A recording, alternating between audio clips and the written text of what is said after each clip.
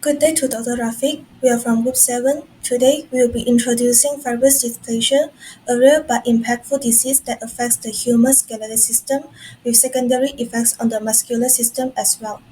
Our group members are Beiyan, Kavita, Nuru Shahana, and Jackzi. Here are the contents that will be included in our presentation. I'm Beiyan. To begin, let's start with an introduction to fibrous dysplasia.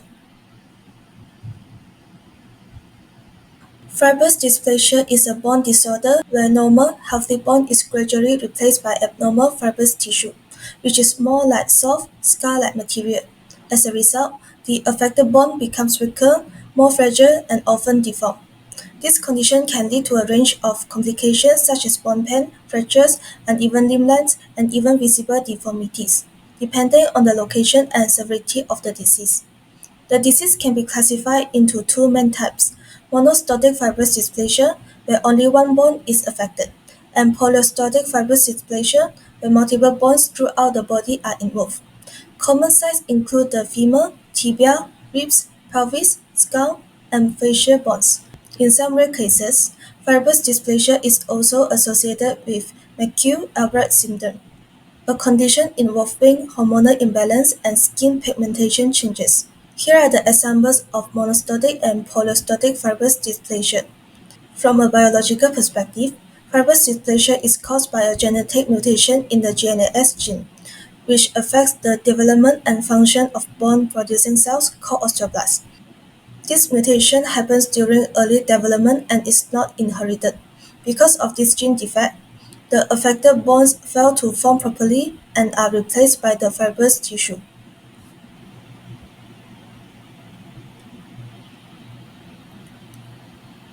Although this condition mainly affects the skeletal system, it has important consequences for the muscular system as well.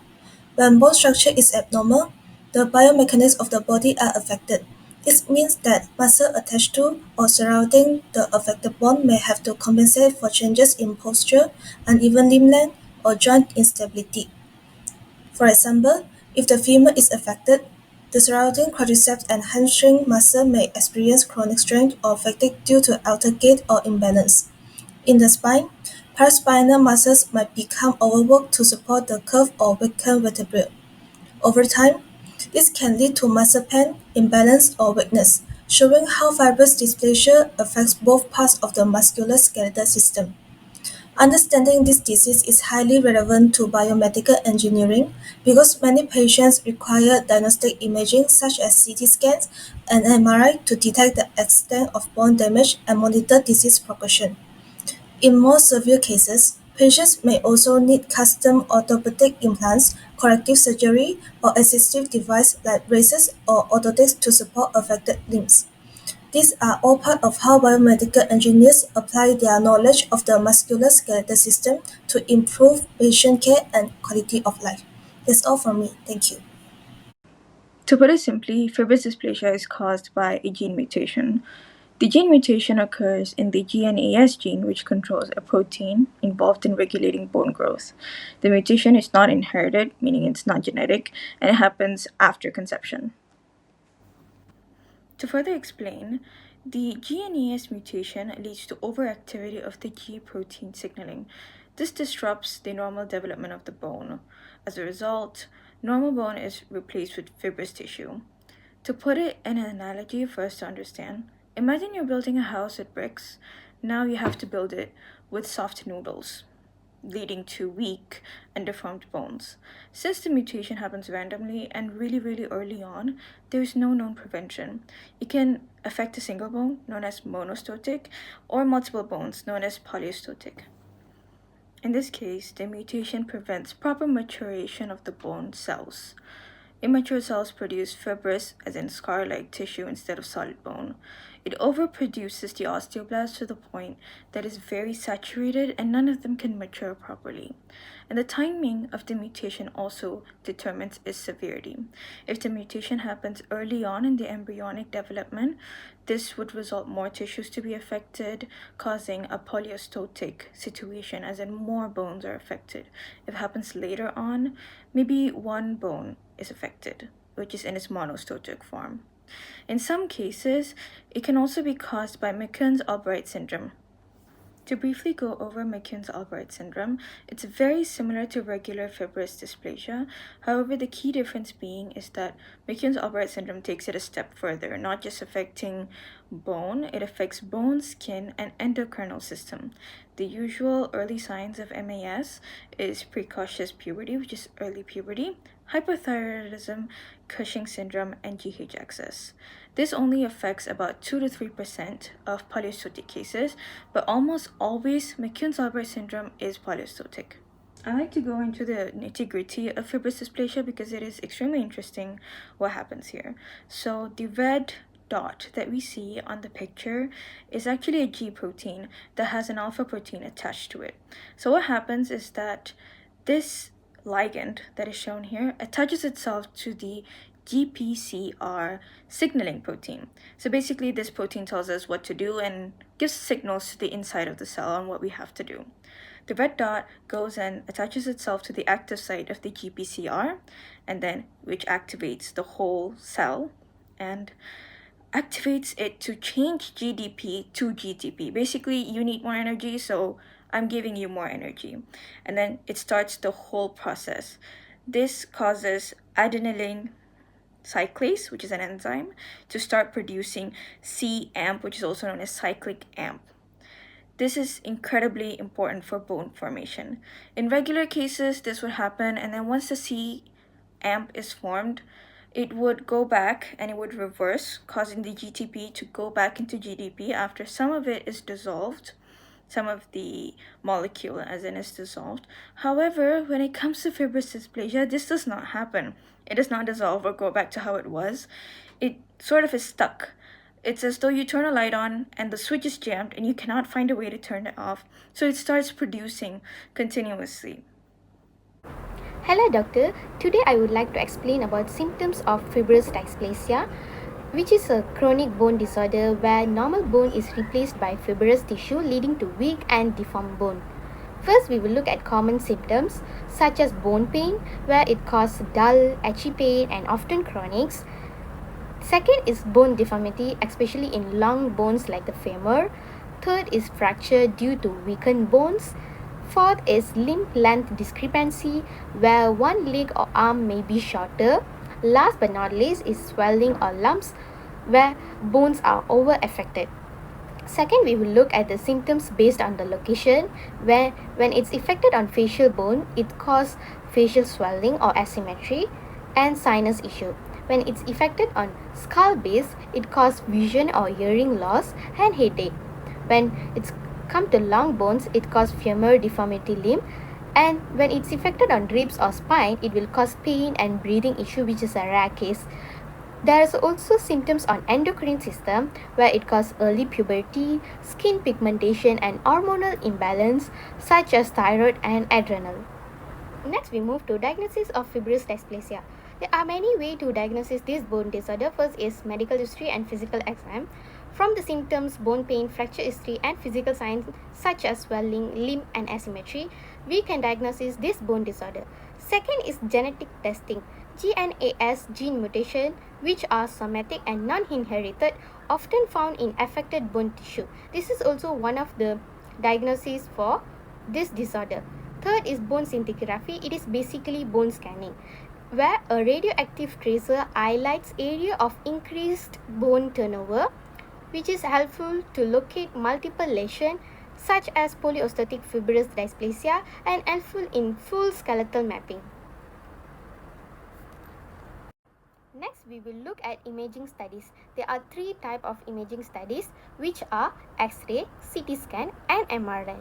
X-ray is a ground glass appearance of bone, which is show the cortical thinning. CT scan is a detailed view of bone structure, which is best for skull and facial bones, shows the internal matrix of the lesion and the degree of bone thinning and also the expansion. It's really important for surgical planning. Next, we move to MRI. It's very useful if soft tissue involvement or nerve compression suspected. It shows the lesion replacing normal bone marrow. Next, we move to biopsy. which is confirmed benign fibrous tissue, and rules out malignancy, which is a rare transformation into osteosarcoma.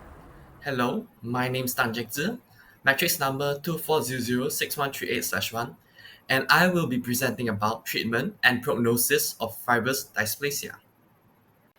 Fibrous dysplasia unfortunately has no known cure. However, treatment can significantly improve the quality of life for patients by managing symptoms and preventing complications. The main goals of treatments are to prevent and treat fractures, to correct bone deformities such as bowings when severe, to relieve chronic bone pain that often results from lesions and skeletal stress. To achieve these goals, clinicians rely on a combination of approaches. The three primary treatment categories include pharmacologic therapy, surgical intervention, physical therapy, and rehabilitation. While medication and physical therapy have supporting roles, this presentation focuses on surgical treatment. When fibrous dysplasia leads to significant bone deformity, instability, or frequent fractures, especially in weight-bearing bones like the femur or tibia, surgical intervention becomes necessary. The primary goals of surgery are to realign deformed bones, restore structural integrity, and prevent future fractures. Surgery also helps correct limb length discrepancy and improve mechanical function, especially in growing children or in severe polyostotic cases. Osteotomy is a surgical procedure in which the bone is intentionally cut and realigned to correct bone abnormal angulation or deformity caused by fibrous dysplasia. One of the most common deformities seen in FD is the Shepherd's crook deformity of the proximal femur. This occurs when the bone bends under mechanical stress, leading to big pain, poor mobility, and increased fracture risk.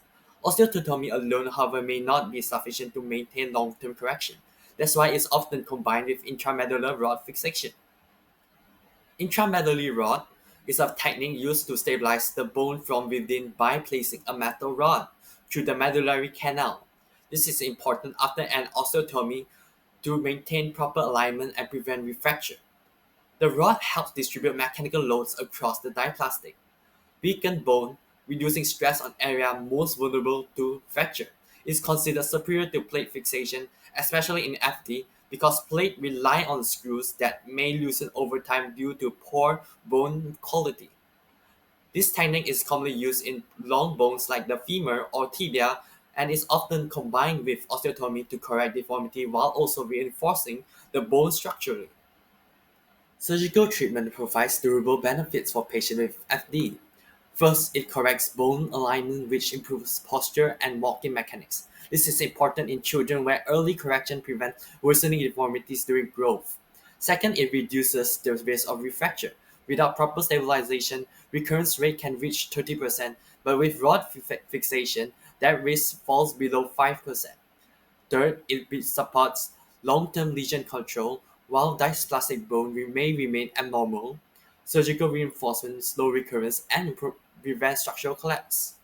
Most importantly, surgery improves functional mobility with restored alignment and mechanical support. Patients often regain confidence and return to daily activities with fewer limitations.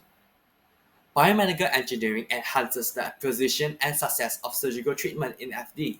First, 3D CT reconstruction and surgical planning tools allow surgeons to visualize the patient's anatomy in detail and pre-plan osteotomy angles, route length, and insertion paths. Next, finite element modeling is used to stimulate stress distribution in the bone before and after surgery. This helps identify high-risk areas where fractures or implants failures might occur, allowing the surgical team to make data-informed decisions. Finally, engineers can create custom implants that are specifically shaped to match curved or structurally atypical bones. Surgery is most effective when realignment and mechanical enhancement are combined, but it's engineering innovations like 3D imaging, finite element modeling, and custom implant design that evaluates the procedure from corrective to predictive and optimized for each individual. Prognosis in fibrous dysplasia varies significantly depending on three factors: the form of FD, the number of bones affected, and whether endocrine abnormalities are involved. Monostotic FD often stabilizes over time and needs minimal care. In contrast, polyostotic FD and McCune-Albright syndrome typically requires lifelong monitoring. Across all types, prognosis improves when we combine early treatment with engineering-guided monitoring like imaging, FEM, modeling, and personalized data dashboards. Let's explore how this looks across the three major subtypes. Monostotic FD affecting a single bone usually quiets down after skeletal maturity. Over 90% of patients maintain normal gait, and quality of life scores are often comparable to healthy individuals when pain is managed. Fracture risk is low, under 10% in most cases, though slightly higher if the femur or tibia is involved. Imaging is done yearly, typically with DXA or X-ray, and may shift to every 2 to 3 years after 5 years of lesion stability. Engineering tools enhance this light touch care. A one-time FEM stimulation on CT can flag weak zones. IMU-based gait sensors help track subtle asymmetries, and mobile pain logs feed into telehealth dashboards to flag flare-ups early. This shows how even low-risk cases can benefit from high-precision data-guided monitoring.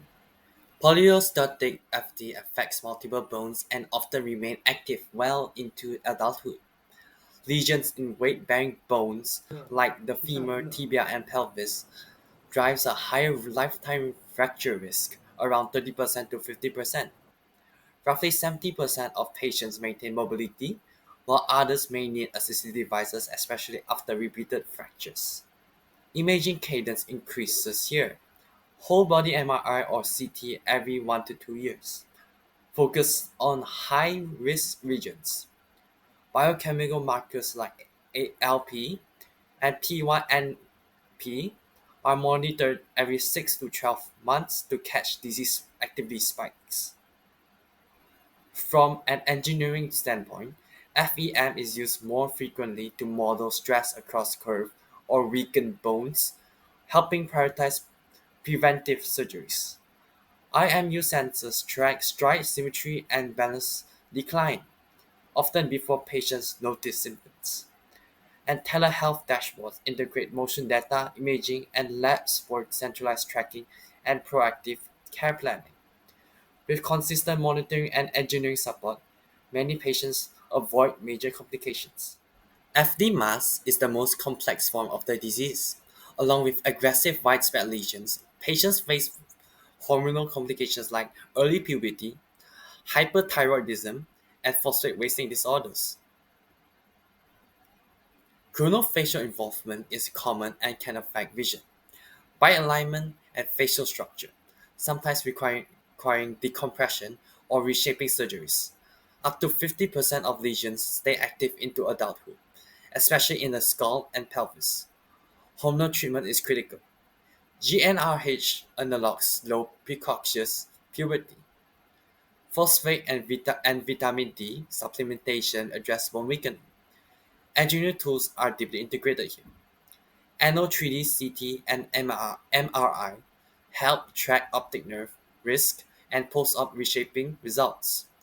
Bone turnover markers like FGF33, ALP, and CTX are tracked to coordinate endocrine and skeletal care. 3D printed guides allow surgeons to plan safer chronofacial surgeries. Gait sensors and motion tracking detect lower limb asymmetry common in severe cases. And all data feeds into a unified dashboard, letting endocrinologists, surgeons, and therapists manage the condition together. Despite lifelong challenges, around 60 to 70% of patients retain ambulatory function, proof of what's possible with integrated personalized care. In conclusion, fibrous dysplasia is a debilitating bone disorder that causes pain and discomfort to all the patients that have them, especially without medical intervention. It is very important for us future biomedical engineers to come up with solutions in order to ease their pain and come up with solutions that are innovative and progressive. This project was done by the four of us, Bayan, Kavita, myself, Shana, and Tang Jekse. Thank you for watching, and this is Group 7.